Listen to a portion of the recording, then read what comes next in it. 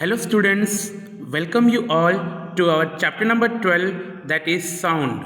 Yes, students, today we are going to start with our new chapter of science subject. The name of the chapter is sound. In this chapter, we are going to study regarding how sound is produced, various characteristics of sound waves, and various phenomena created due to sound. Okay, so let us start with our chapter. Students, every day we hear sounds from various sources like humans, birds, bells, machines, vehicles, televisions, radios, etc. Actually, sound is a form of energy. Sound is a form of energy which gives sensation of hearing to us. Okay, sound produces some sensation in our ear due to which we can hear the sound. Sound is produced due to the vibration of a body. If any body vibrates, it produces sound. So sound is a form of mechanical energy. Okay, sound is produced by whom? By the vocal cords of human beings. Human beings जब बोलते हैं तो sound सुनाई देता है. तो actually होता क्या है, when we speak our vocal cords vibrate. Okay, and due to that vibration sound is produced. It is also produced by birds and animals, bells, vehicles के horns जो होते हैं sound produce करते हैं.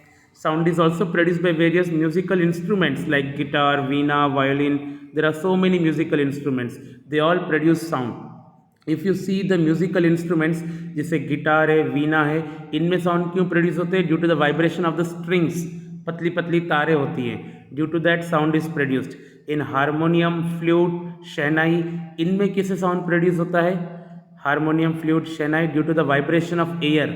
क्योंकि वो बांसुरी जो होता है, फ्लूट या शहनाई, वो मुंह से बजाया जाता है जिसमें एयर ब्लो करते हैं. And due to the vibration of air sound is produced. In tabla, drums, in all this how is sound produced? Due to that leather. जो लेदर चमड़ा जैसा होता है ना तबले के ऊपर, उस पर जब बजाते हैं तो उस लेदर के वाइब्रेशन के कारण जो होता है sound is produced. So sound is produced due to various reasons and sound is a form of mechanical energy. This sound waves produce what? Sensation in our ears due to which we can hear the sound. Now students, if you look on page number 161, page number 161 फर्स्ट पेज है अपना इस chapter 12 का NCERT text book में.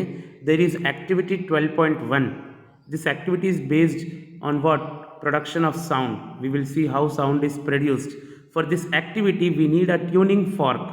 What is a tuning fork? You can see students here in the figure on the screen. ये जो U shape का जो है ना, वो ट्यूनिंग फॉर्क होता है. ओके, उस ट्यूनिंग फॉर्क को जब हम एक रबर पैड पे स्ट्राइक करते हैं, when we strike this tuning fork on the rubber pad, the prongs vibrate. Prongs मतलब जो यू शेप का जो इसकी डंडियाँ है ना, वो वाइब्रेट करती है when we strike it on a rubber pad. Okay, if you bring it near your ears you can hear the sound of the vibrations. Okay, now let us do the activity. What we can do? Suspend a tennis ball, table tennis ball, on a small plastic ball or a small plastic ball by a thread from a support. You can see in the figure also. Text book में भी figure 12.1 देख सकते हो, screen में भी figure देख सकते हो. एक बॉल को ऊपर से सस्पेंड किया गया है and strike the tuning fork on the rubber pad and bring that tuning fork near the ball. उसको बॉल के पास में आके स्लाइटली टच करो तो आप देखेंगे कि बॉल क्या होगा? दूर जाएगा. वो क्यों दूर जा रहा है? Because when the tuning fork touches vibrations, the prongs of the tuning fork are being vibrated. वो vibrate कर रहे हैं and due to that vibrations this strike with the ball and the ball moves away. Okay, it gently touches the ball and the ball moves away. So this we can see that the vibrating tuning fork just touching the suspended table tennis ball, due to which the ball is being pushed away.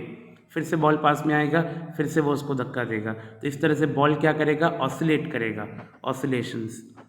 Same activity 12.2. Activity 12.2 में fill water in a beaker और a glass cup to the brim. You can see in the screen also. एक glass है जिसमें पूरा पानी भर दिया गया है. Gently touch the water surface with one of the prongs of the vibrating tuning fork.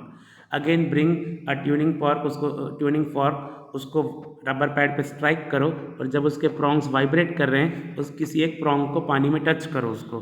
तो what will happen? The water will splash. Water जो है बाहर आ जाएगा. Understood? Why the water will splash?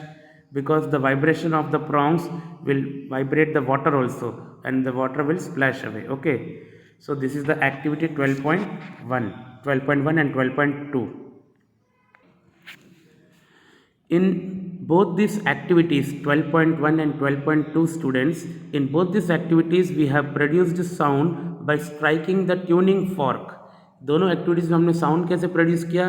Bye striking the tuning fork due to the vibration of the prongs of the tuning fork.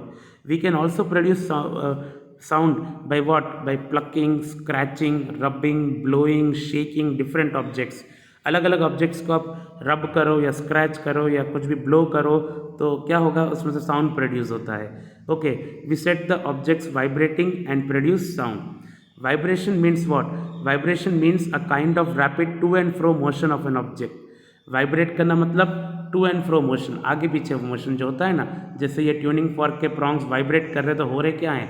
आगे पीछे हो रहे हैं, तो that is called vibration, to and fro motion. The sound of the human voice is produced due to the vibrations in the vocal cords, which I have already informed you. Okay, students? You can see this, students. The sound is produced by what? By the musical instruments. Various musical instruments, जैसे drum में उसमें leather से sound produce होता है, flute में by blowing air, air के vibration से, guitar, veena, there strings are there, strings के तार के वाइब्रेशन से. Cymbal, cymbal means what? It is a manjira, Hindi में इसको मंजीरा बोलते हैं, मंजीरे बजाते हैं ना.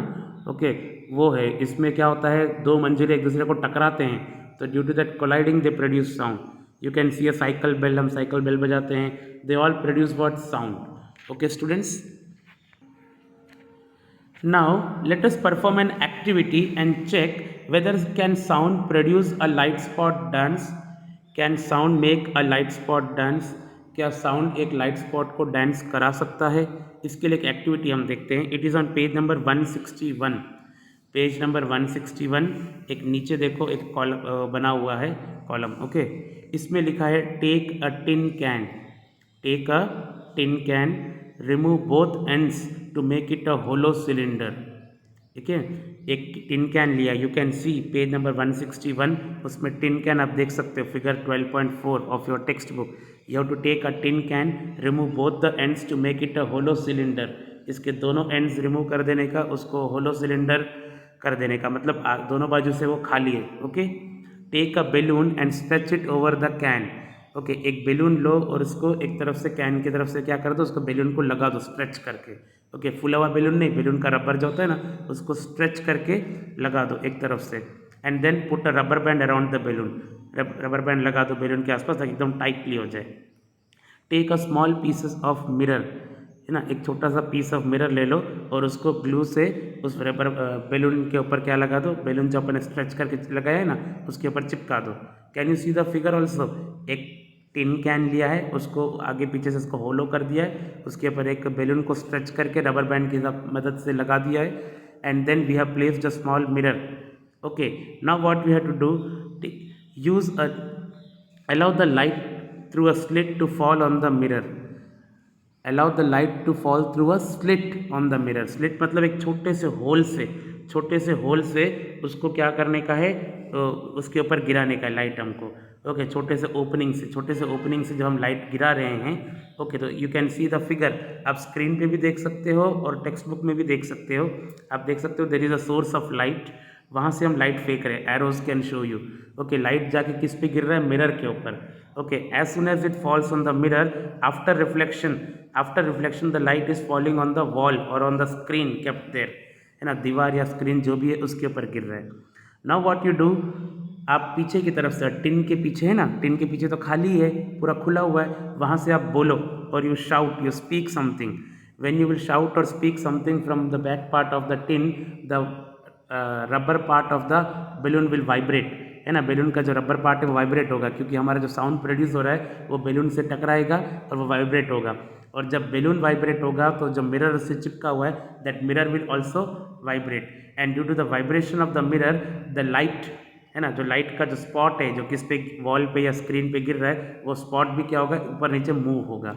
सो in this way we can move the light spot by speaking due to the sound produced. जो हमने साउंड प्रोड्यूस किया उससे बैलून का रबर क्या होने लगा, वाइब्रेट होने लगा. So the mirror also vibrates due to which the light after reflection it is falling on the screen, वो वाइब्रेट होता है, जैसे हमको लगता है कि लाइट स्पॉट क्या कर रहा है, डांस कर रहा है. Okay students, I hope you understood this activity. Now students, let us discuss how sound waves now propagate in air, how sound waves are produced in the air. Air is the most common medium through which sound travels. Air is the most common medium through which sound travels. When a vibrating object moves forward, it pushes and compresses the air in front of it, creating a region of high pressure called compression. Students, let me explain you. आपको मैं समझाता हूँ मैं that you can see a tuning fork here. अगर उस tuning fork को हमने जैसे ही रबर पैड पे स्ट्राइक करके ऐसे हमने रखा तो वो ट्यूनिंग फॉर्क के प्रॉन्ग्स, जो ऊपर की जो डंडियाँ हैं, वो वाइब्रेट होती है. वाइब्रेट होना मतलब क्या, आगे पीछे होना. तो जैसे ही वो ट्यूनिंग फॉर्क का प्रॉन्ग जो है बाहर की तरफ जाएगा, तो वो बाहर की तरफ जब जाएगा तो वहाँ के एयर पार्टिकल्स को क्या करेगा, पुश करेगा. और एयर पार्टिकल्स को जैसे ही वो बाहर की तरफ पुश करेगा तो बहुत सारे एयर पार्टिकल्स एक जगह जमा हो जाएंगे, है ना. वहाँ पे एयर पार्टिकल्स की डेंसिटी ज़्यादा हो जाएगी and that region is called, वहाँ पे एयर पार्टिकल्स का प्रेशर और डेंसिटी हाई होगा and that region is called what, compression. What is it called, compression. Now जैसे ही वो ट्यूनिंग फॉर्क अंदर की तरफ जाएगा तो वो कंप्रेशन वाला रीजन आगे बढ़ गया. और जैसे ही वो क्योंकि ट्यूनिंग फॉर्क तो क्या कर रहा है, वाइब्रेट कर रहा है, बाहर अंदर ऐसे. जब वो बाहर की तरफ गया तो उसने एयर पार्टिकल्स को पुश करके बहुत सारे पार्टिकल्स को साथ में जमा कर दिया. That region is called compression. But as soon as the prongs move inwards, backward जाएगा वो, तो कंप्रेशन आगे बढ़ गया. अब वहाँ पे एयर पार्टिकल्स की क्वांटिटी कम हो जाएगी. The density becomes low, the pressure of the air becomes low and the region of low air pressure is called what, it is called rarefaction. What is it called, rarefaction. Okay, C is for compression and R is for rarefaction. इस तरह से जो होता है sound जो है आगे propagate करता है in the form of compression and rarefaction. Students, आपको ये चीज़ याद रखनी है कि एयर आगे नहीं बढ़ रहा है, ये जो रीजन है हाई प्रेशर और लो प्रेशर का, वो रीजन आगे बढ़ रहा है. Okay, and through this the sound propagates. तो once again students, let me explain you, ये बहुत इंपॉर्टेंट है.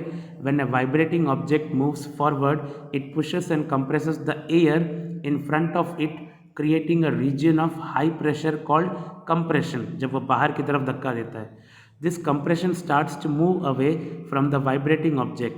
When the vibrating object moves backwards, जब ये प्रॉन्ग्स अंदर की तरफ जाएगा, it creates a region of low pressure called rarefaction. As the object moves back and forth rapidly, है ना, जैसे जैसे आगे पीछे होता रहेगा rapidly, a series of compressions and rarefactions is created in the air. You can see many compressions and rarefactions are produced. These make the sound wave that propagates through the medium. Okay, sound wave जो है उससे क्या होता है, आगे travel करता है. Compression is the region of high pressure and rarefaction is the region of low pressure.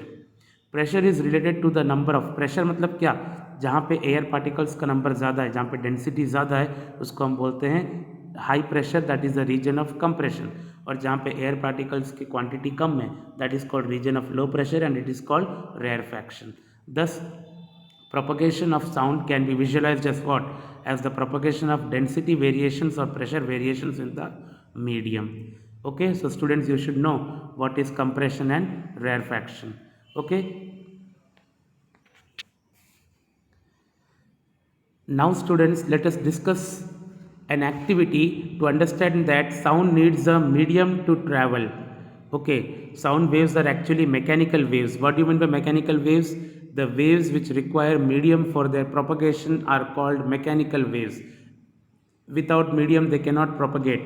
Sound को medium चाहिए, vacuum में sound propagate नहीं हो सकता. तो let us demonstrate an experiment or an activity to understand that sound needs a medium for its propagation. Okay, for this you need page number 162. Okay, उसका figure 12.6 figure दिख रहा है. इसमें एक बेल जार है. ओके, एक jar है जिसके अंदर हमने एक इलेक्ट्रिक बेल रखा हुआ है. ओके, तो let us discuss then activity. Take an electric bell and an air tight glass bell jar. Okay, we have taken an electric bell और एक एयर टाइट बेल जार लिया हुआ है ग्लास का. The electric bell is suspended inside the air tight bell jar. The bell jar is connected to a vacuum pump. Bell jar को किससे connect किया गया है, वैक्यूम पंप. नीचे से देख सकते हैं वैक्यूम पंप है. वैक्यूम पंप क्या करता है, अंदर का पूरा एयर क्या कर देता है, वो खींच लेता है। तो अभी हम लोग खाली उसको कनेक्ट करके रखा है vacuum pump. Okay, now what you do, now you switch the bell. Okay, आप इलेक्ट्रिक बेल को चालू करो।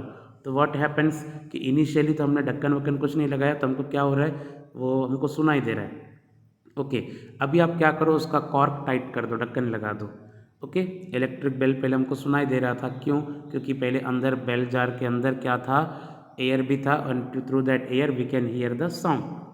नाउ आपने उसका ढक्कन लगा दिया, कॉर्क बंद कर दिया, and slowly start the vacuum pump. Vacuum pump को स्टार्ट करोगे तो धीरे धीरे उसमें से एयर क्या होगा, इवैक्यूएट हो जाएगा, एयर पूरा सक्शन करेगा। तो यू कैन सी दैट, आप तो बेल को एकदम चालू ही रखो। तो जब इनिशियली जब बेल चालू किया था तो हम साउंड एकदम क्लियरली सुन सकते थे, but slowly as the suction pump, vacuum pump sucks the air, धीरे धीरे जैसे एयर की प्रेशर कम होती जाएगी, अंदर एयर की क्वांटिटी कम होती जाएगी, you can feel that the sound जो है धीरे धीरे फेंट हो रहा है, धीरे धीरे कम होते जा रहा है साउंड, हमको कम साउंड सुनाई दे रहा है, हल्का हल्का साउंड सुनाई दे रहा है। And the time will come that you are totally not able to hear the sound. कब, जब पूरा पूरा एयर उसमें से सक्शन हो गया, पूरा एयर वहाँ से निकल गया, तो अंदर वैक्यूम क्रिएट हो गया। And once there is vacuum, even if the electric bell is on, है ना, भले इलेक्ट्रिक बेल चालू है, हमको नहीं सुनाई देगा, क्यों, because there is no medium for propagation, air है ही नहीं, तो वो किसके थ्रू प्रोपगेट करके आएगा। Understood? So this activity shows that sound needs a medium for travel, to travel. Okay students? So students, today we started with our new chapter, that is sound, and we have studied few topics, that how sound is produced and how sound propagates. Okay, go through the video and read your textbook. अभी तक हमने खाली 2-3 pages ही किए text book के. We will proceed further with the new topics in the next session. Till then, thank you students.